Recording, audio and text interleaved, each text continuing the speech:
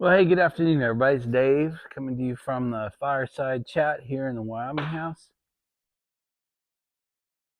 As always, smoking the Wyoming Meerschaum, and it's the last of my warped scarecrow. This tin is now empty. Probably save the rest. Won't smoke any more of that this year, which is too bad because I really liked it.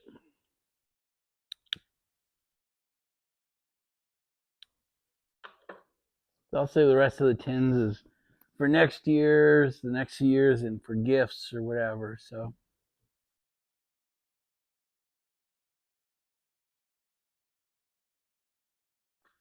it's completely opposite from the spectrum I've gotten used to. I like that old dark fired cherry, that kind of stuff.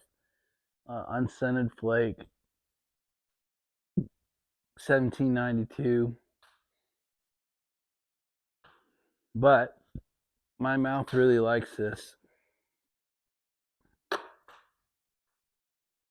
So it's coming up on 1 o'clock Friday afternoon. We're going to reach almost 40 degrees today in the next 2 days. So probably get some road melt out, which would be nice. And then sometime Monday afternoon, Monday night, Tuesday, we're supposed to get some more snow. Some of you have been asking how long will the snow last, and pretty much we will now not be snow free here at this property until May or even later. So usually last week of April, sometime in May, first week of June. 2 years ago we had a rough winter. It snowed every day in April, and we didn't melt out till June. So I don't really know. This year we were melted out mid-May. I have no idea what this summer is going to bring, but that's just part of the reality of a house at 8,000 feet in the Rockies. You're just going to have to live with snow 5-6 months out of the year. I don't mind it one bit, but those are the facts. So the first thing I want to show you on this video was sunrise this morning. So I'm going to show you a picture out the back, which is away from sunrise, but it caught really nicely on the Grand Teton. So I want to show you that picture. I'm not going to do it picture in picture. I'm going to show it to you so you can see it full size. So this is what I got to see this morning.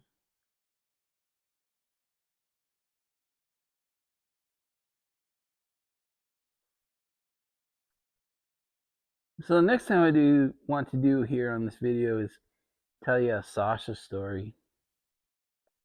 So a few days ago, 3 or 4 days ago, Sasha was going crazy in the house and I couldn't see anything.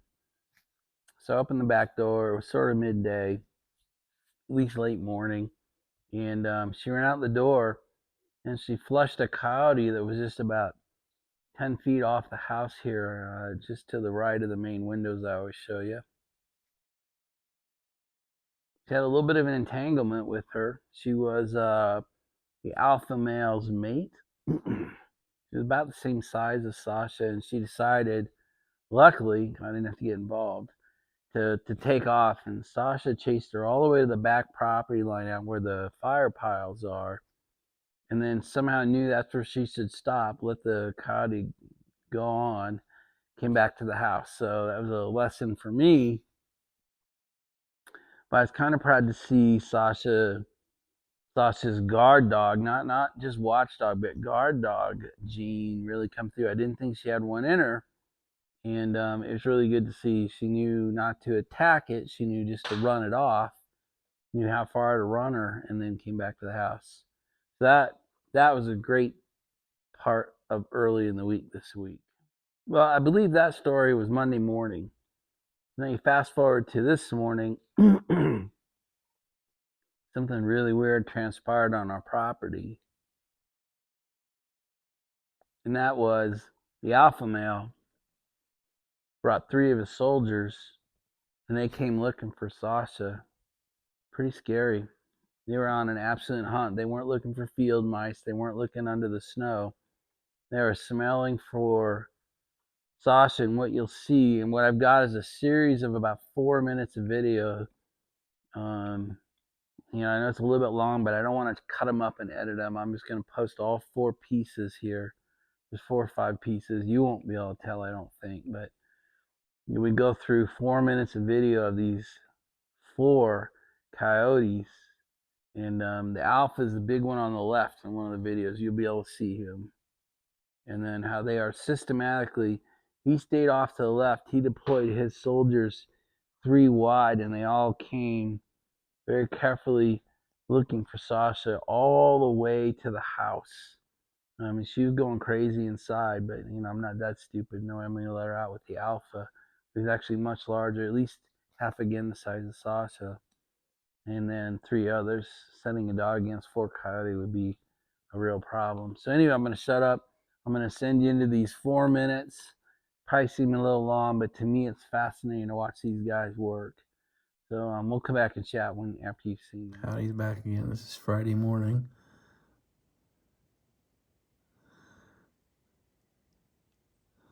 Two of them. 3 of them. I think there's actually 4 of them.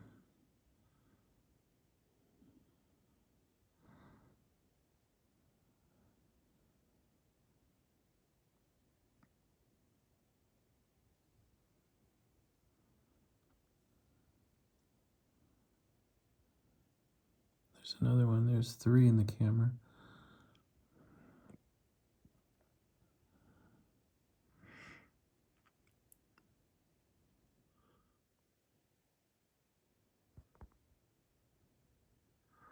I guess they decided to bring reinforcements this time. Yeah, I bark too. They're definitely out looking for you, I think. They've definitely split up and are moving in closer. There's one there. There's one there. And there's one there. There's 3.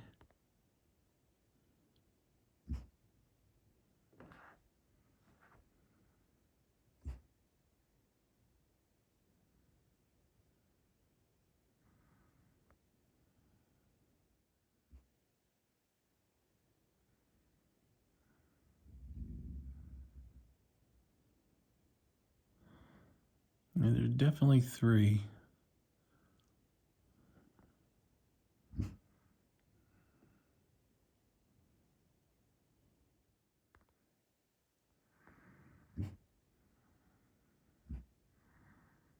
There's 1, there's 2, there's 3.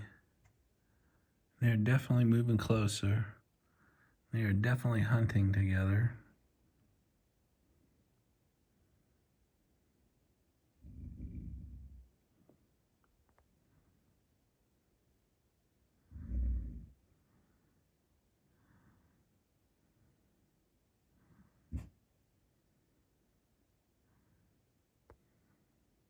All right, there's definitely 4. There's another one way over here.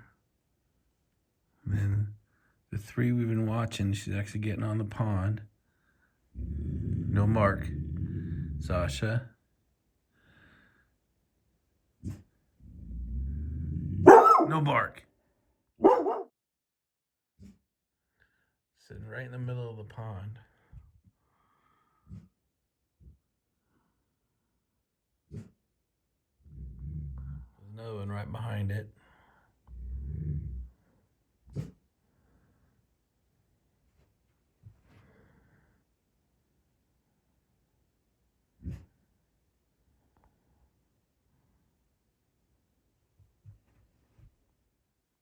Sasha does not like that it's coming this close to the house. Look at this, coming right up to the house.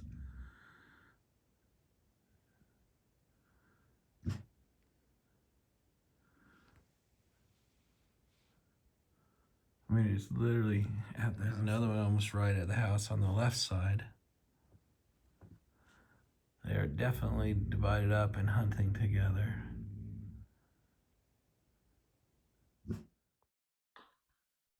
So once you get past the kind of the horror of these guys have returned to your house and are hunting for your pet, which is not lost on me, by the way, because it was pretty much late morning, 10 o'clock, something like that. And I was surprised to see them so active and so outright hunting that time of day. Normally it's on the bookends of the day. So Dave learned a lesson today.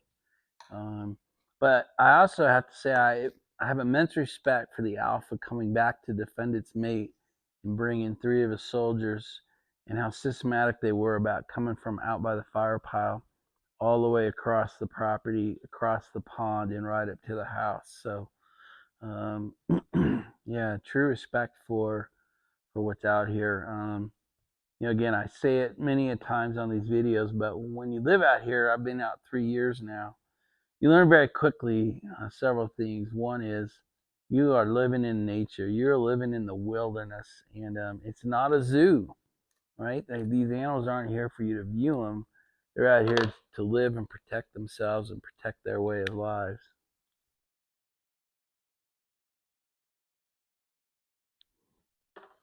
And a pack will have a pack of coyotes is dangerous. A pack of wolves is dangerous. A bull moose is dangerous. A bull elk is dangerous.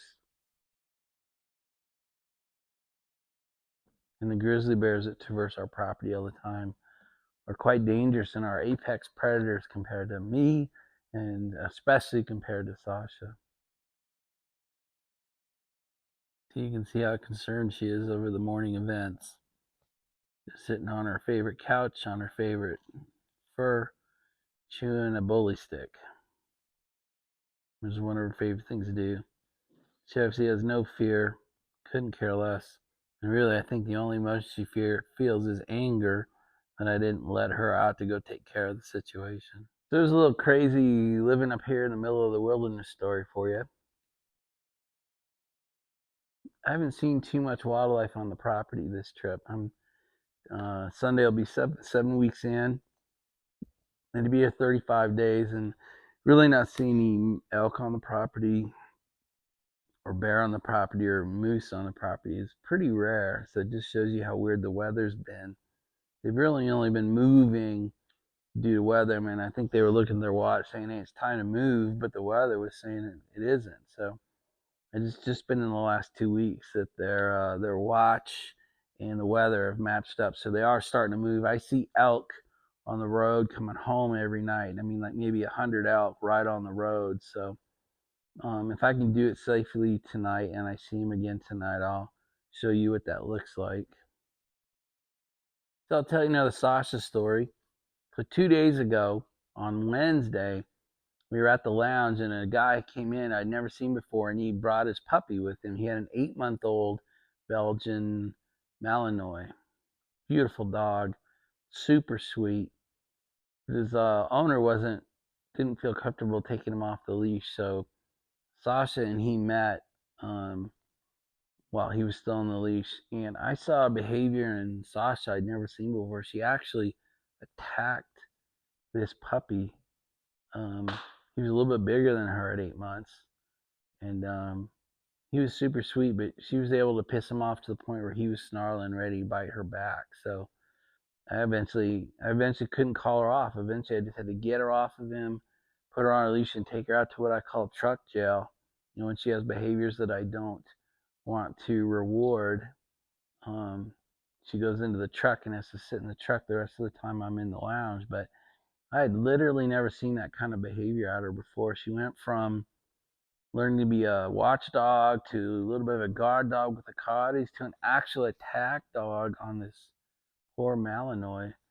So once I put her in truck jail, I sat down with the Malinois. His name is Junior, by the way. And I sat with Junior and just pet him and scratched his belly, and he couldn't have been sweeter. So I have no explanation except that maybe dogs should meet off leash. But I have really no explanation for that. So we stayed home yesterday. We did not go into town. It was a nice day to stay here, but we'll be heading into town here in a few minutes, and we'll see how she does. She has two best friends there: Oliver, the Burmese mountain dog, and Cooper, the giant male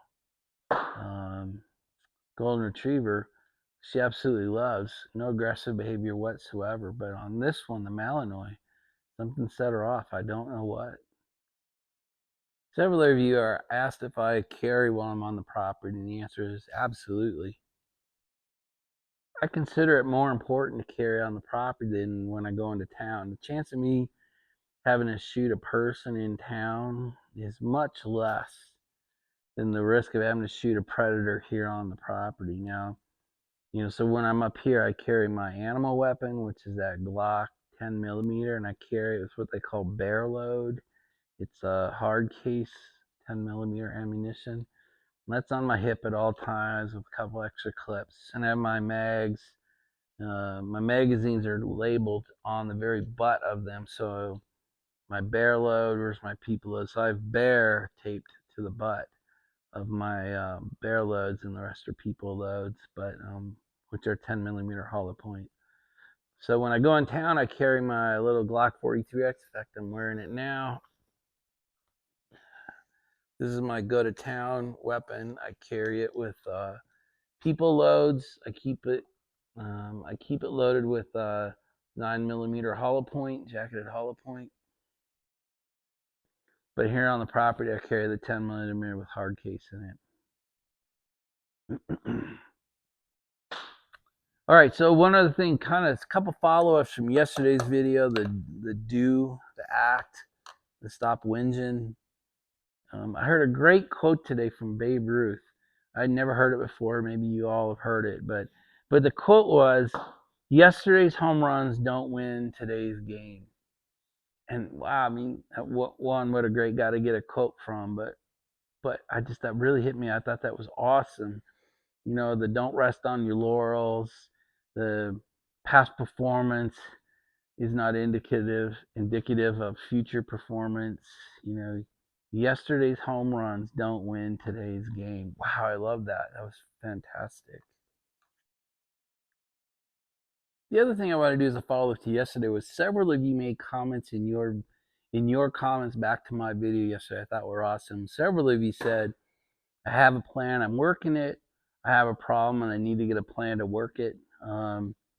Jim even said something like, work a plan, live a plan, kind of thing, which I think is awesome. And what I was putting out there is for you is, if you're comfortable, put out a video, or if you're not a presenter, make a comment. If you're comfortable with this, what is your plan? What is the problem or dream you're trying to accomplish?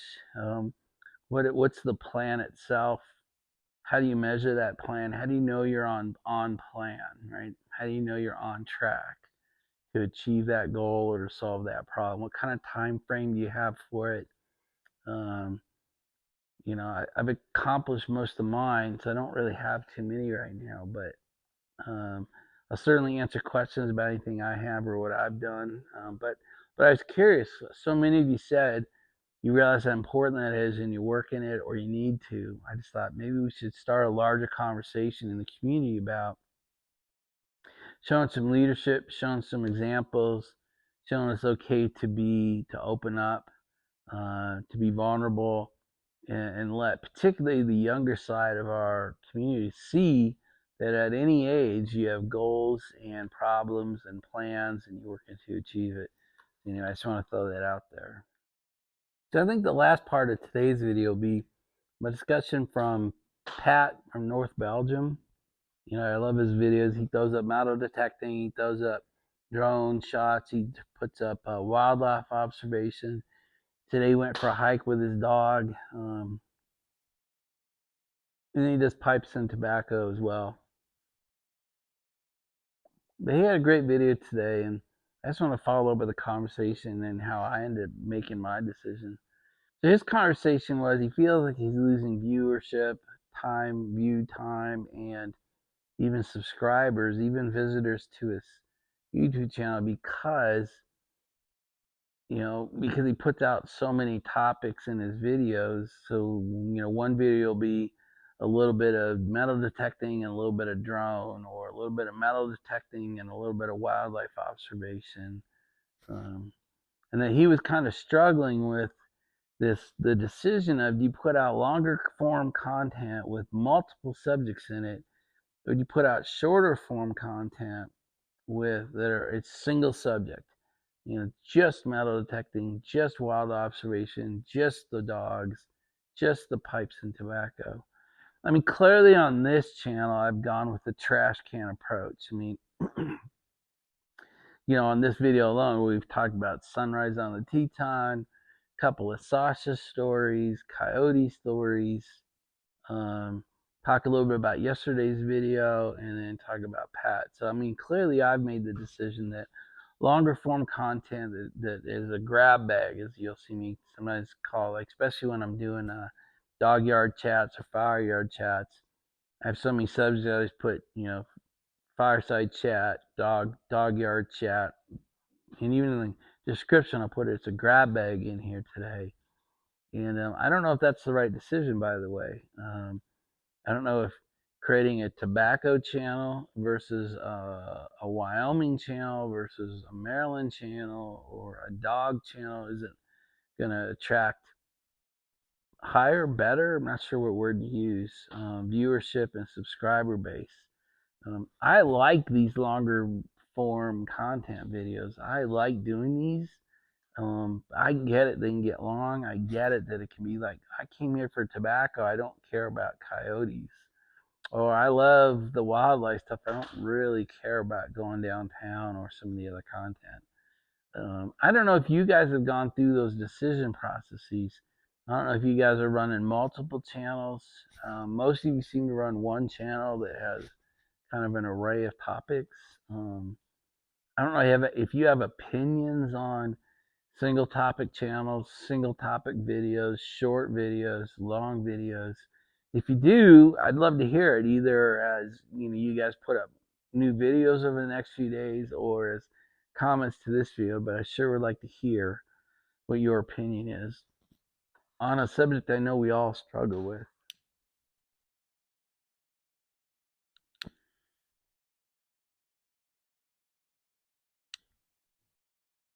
Thank you, Greg. It cracked me up. A couple of videos, Greg said, "Hey, Dave, you're in." I thought it was hilarious because I probably have 200 videos where I hold one of these up and say, "Thank you, Greg," because I would not have known about these honest lighters if he hadn't sent me the first one. I use them every day. They're my preferred lighter at this point. But it just made me laugh that Greg said, "Hey, you're in," because I use them all the time.